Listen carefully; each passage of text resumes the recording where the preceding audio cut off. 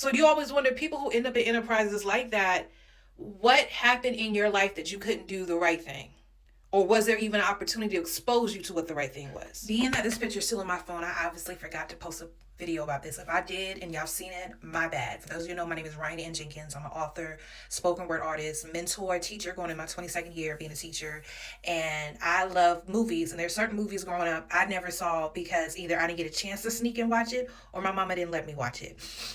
New Jack City was one of those movies, and it just really just gave you an eye opener to the drug madness or epidemic that happened in a lot of black neighborhoods, and how you realize in the end it wasn't just Nino Brown, it was a whole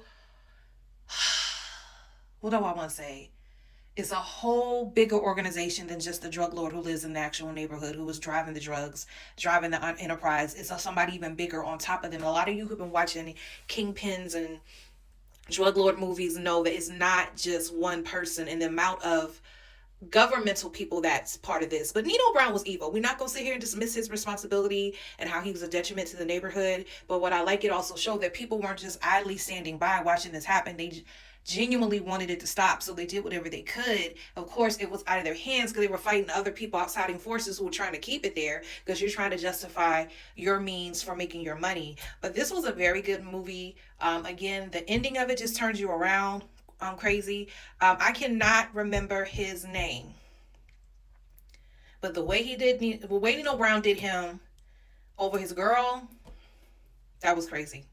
There's this meme going around where he's pleading with Nino and like, you made me look a punk, but they put somebody else's face on it. I can't remember who it was, but it was hilarious. But if you're in, what I liked about it too is the number of stars you forget who didn't realize was in that movie, the amount of music they incorporate in that movie. Like, for instance, there's a scene with Eddie Levert, Gerald Levert, and I want to say Sean Levert around the trash can singing.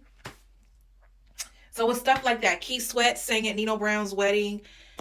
Again, Nino Brown was evil, but he was playing into a bigger hand.